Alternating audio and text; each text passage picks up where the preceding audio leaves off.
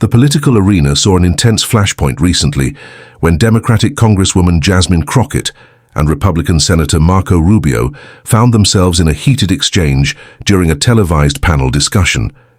The segment, meant to be a civil conversation about policy and the future of American leadership, quickly escalated into one of the most talked-about confrontations of the month. Crockett, never one to hold back, firmly labeled former President Donald Trump as corrupt in the opening minutes. The atmosphere shifted instantly. Cameras caught Rubio raising an eyebrow, slightly amused, but clearly preparing a rebuttal. The moment had turned from conversation to confrontation, and the tension was thick. Crockett, speaking passionately, listed off a series of grievances: the indictments, the classified documents case, the alleged election interference. Her words were clear and direct. "We cannot have someone who's been charged multiple times lead this country again," she declared. The audience murmured, some clapping, others watching nervously. Rubio, seated just a few feet from her, leaned forward. He waited patiently for her to finish, offering a smirk that seemed to signal he had been waiting for just this opening. He tapped his fingers lightly on the table and then finally responded. "With all due respect," Rubio began. "What you just said isn't brave, it's scripted," he continued. "You're echoing talking points designed to inflame, not inform. But let me give you some facts." The senator went on to explain that while Trump had been under investigation, due process hadn't run its course, and presumption of innocence still applies in American law. "That's not corruption just because you don't like someone's politics," he added, his voice calm but firm. The panel moderator seemed stunned by Rubio's composure and clarity, while Crockett appeared momentarily taken aback. But Rubio didn't stop there.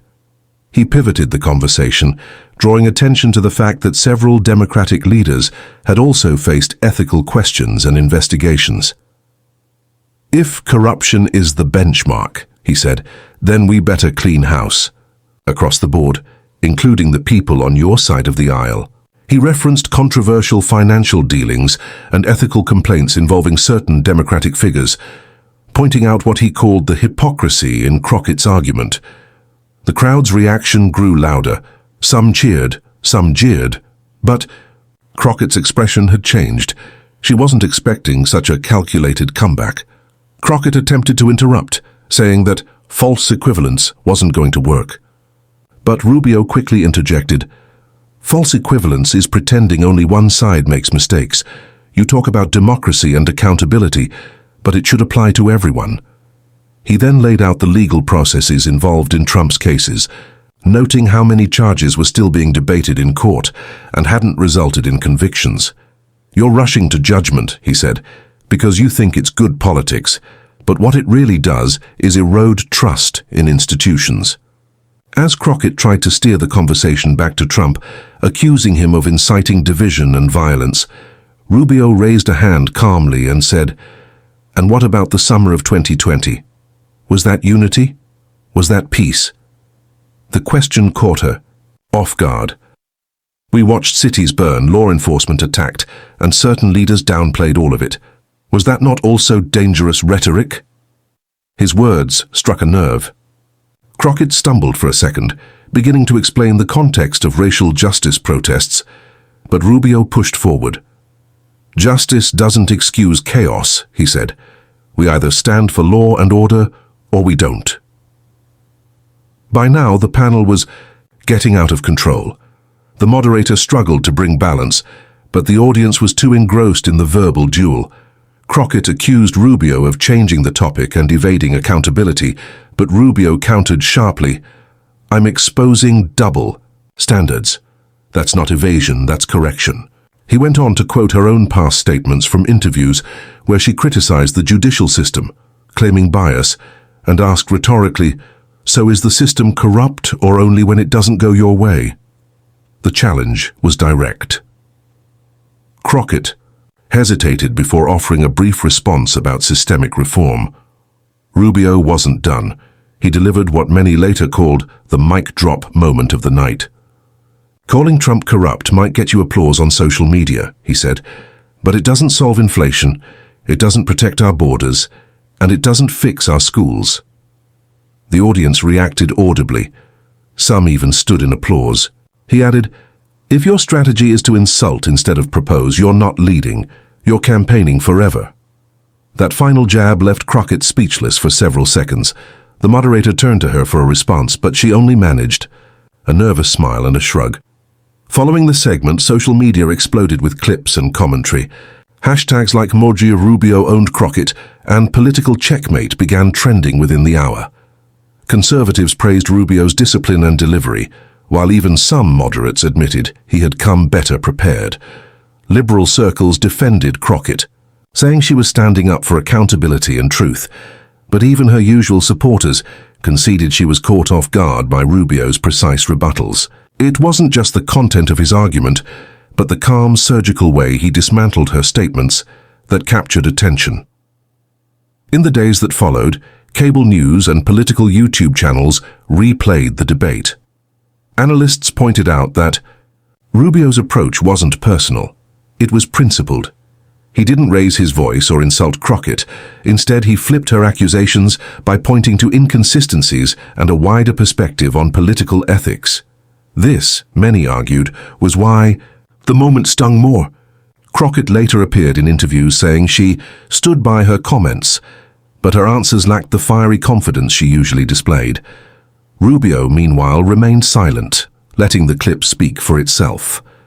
The confrontation also reignited a broader debate about how corruption is defined in politics. Rubio's insistence on legal standards and the presumption of innocence struck a chord with many who felt that political language had become too weaponized. Meanwhile, Crockett's base rallied behind her message, arguing that moral clarity sometimes required bold statements. But even among supporters, some admitted she underestimated Rubio. He came armed with facts and clarity, while she leaned heavily into emotional rhetoric that didn't land as powerfully under pressure. In a surprise twist, even some liberal pundits praised Rubio's performance. One columnist wrote, "Whether or not you agree with him, Rubio's control over the conversation showed a level of preparedness that Crockett couldn't match." The piece sparked debate online, with thousands weighing in. It wasn't just about Trump anymore. It was about who had better command of their arguments and the stage. Rubio's confidence, his refusal to be baited into a shouting match, and his skillful turn of every interruption into an advantage left a lasting impression.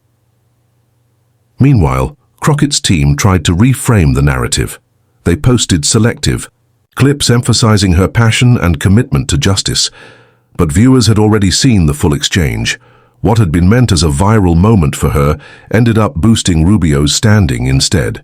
Political commentators began speculating whether this performance was part of a broader Rubio strategy, perhaps hinting at a run for higher office or a leadership shake-up in the Senate. Regardless, he had shown he could handle pressure and respond with precision. The long-term impact of the clash is still unfolding, but one thing is certain: Crockett will likely prepare differently next time.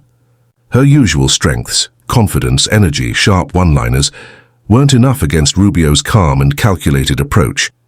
In a world where sound bites dominate the narrative, Rubio created one that was both viral and substantive.